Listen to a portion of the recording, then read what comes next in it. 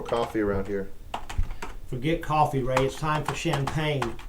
We have a signal. Now get to work. Okay, tracking it now.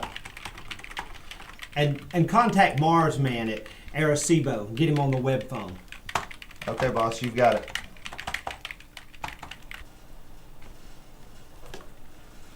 Mars Man, are you there? Hey John, what's up? Are you tracking our signal? Yeah, and I want credit for this too. You just worry about tracking it. It's not a satellite, right? No dude, it's from deep space. Thanks for your help. We'll keep you updated. You better. Later, John. Ray, do you have a signal yet? Just a minute, this isn't a starship. Got it. It's M31. The Andromeda Galaxy? That's it. Hey, we're receiving text within the signal. Let's see. This is Linda Walters reporting from Iraq. 6 months ago, during a coalition bombing campaign, parts of an ancient tower were unearthed. Joining me now is Ben Howe, Dean of the University of Arizona.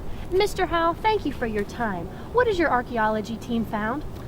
Linda, we believe this is the actual site of the biblical Tower of Babel. And how can you be positive of that? Because we believe this is the ancient civilization, the Mesopotamian civilization that thrived thousands of years ago. And also, Dr. Hollenbach has discovered and unearthed some tablets that contains over 50 different languages. Has Dr. Hollenbach been able to translate these languages?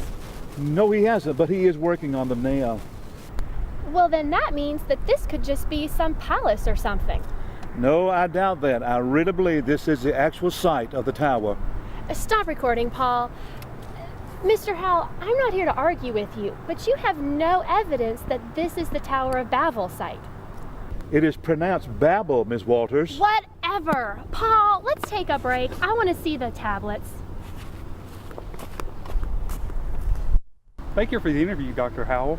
Don't mention it. Here, let me help you with your equipment too. Thanks a lot.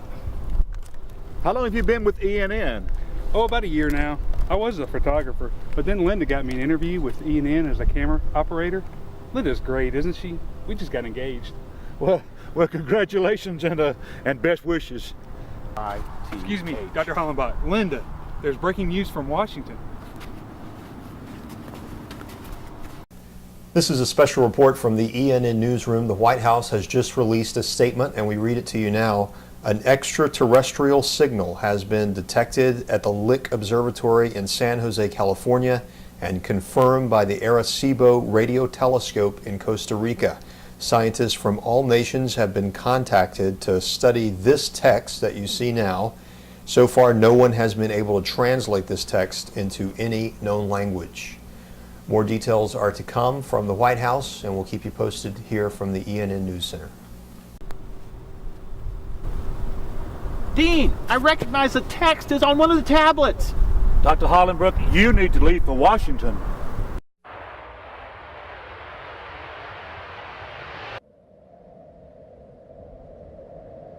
Dr. Hollenbach. Yes. Kyle Ramsey, head director of NASA. This is John Stone, senior astronomer at SETI. He's the one who detected the signal. You're the one working on decoding the tablets found in Iraq? That's right. How much have you been able to decode? Approximately 30%, but I've just made a profound discovery.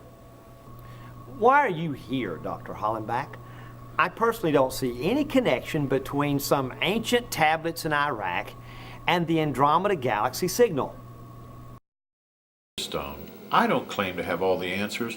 Has Earth been visited in the past by some technologically advanced civilization? How do you explain the stones at Easter Island or Stonehenge? How do you explain ancient humans drawing pictures on the ground that can only be viewed from the air? Dr. Hollenbach, get real. There's absolutely no evidence for ancient alien visits. Sorry to keep you waiting, gentlemen. Mr. President, allow me to introduce John Stone, senior astronomer at SETI. This is Dr. Keith Hollenbach, assistant archaeology professor at University of Arizona. A pleasure to meet you, gentlemen. This way, please.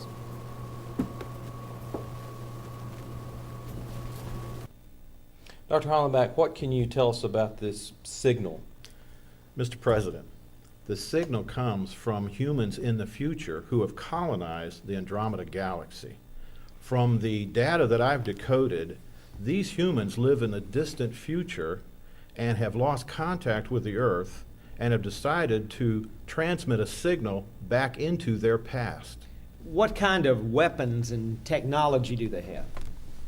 There's no mention of weapons capability, but their technological advances are incredible.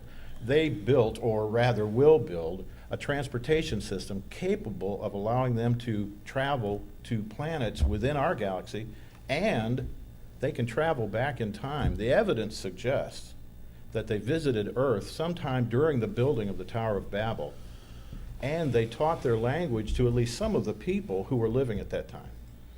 Why don't they just transport themselves to the Earth of the future? It appears they must have a communication link established with people on another planet before they can use their transportation system. Can they transport themselves to Earth of the present, our present? I don't know the answer to that question, Mr. President. Kyle, what are the recommendations from the Brookings report? The report contains a warning. Past societies, which are sure of their place in the universe, had disintegrated when they had to associate with previously unfamiliar societies espousing different ideas and different life ways. Mr. President, one thing missing from the signal is any mention of religious beliefs. So what? They may have a limit as to how much text they can send and choose to omit such trivial things. I beg your pardon. You classify religion as trivial? Yes, I do. It's possible they don't even have a religion. I agree. That's why we should include the message of the gospel in our reply. I strongly disagree. There are multiple beliefs currently on Earth, and Christianity has no priority over any other. Christianity is the only true religion. Gentlemen, let's not argue. Kyle, what's NASA's position?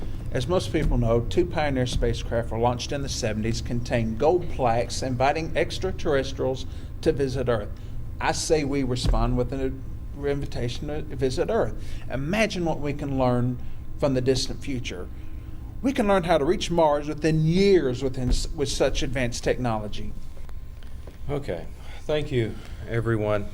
I'm going to form a committee to study this situation.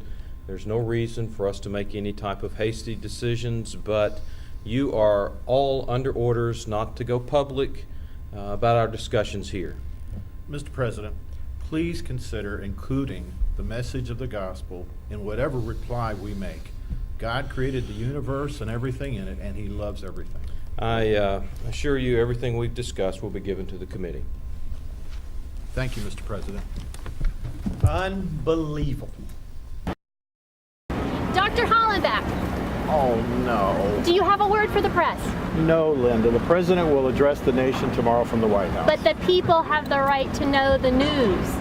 Linda, I promise I'll ask the president that you will be asked one of the first questions. Fair enough. But do you really believe this pile of rubble in Iraq is the Tower of Babel? Yes, I do. Are you familiar with what the Bible reveals about it? I haven't read the Bible since I was a child. I'm in the news media, remember? Who has the time? Linda, let me ask you a question. In your own personal opinion, what do you think it takes to get to heaven? Dr. Hollenbach, I respect your beliefs, but I'm in charge of my own life, and I plan on keeping it that way. Linda, the Bible reveals the answer in the word faith. F-A-I-T-H. I have to get back to the office. I'll see you tomorrow, Dr. Hollenbach. Goodbye.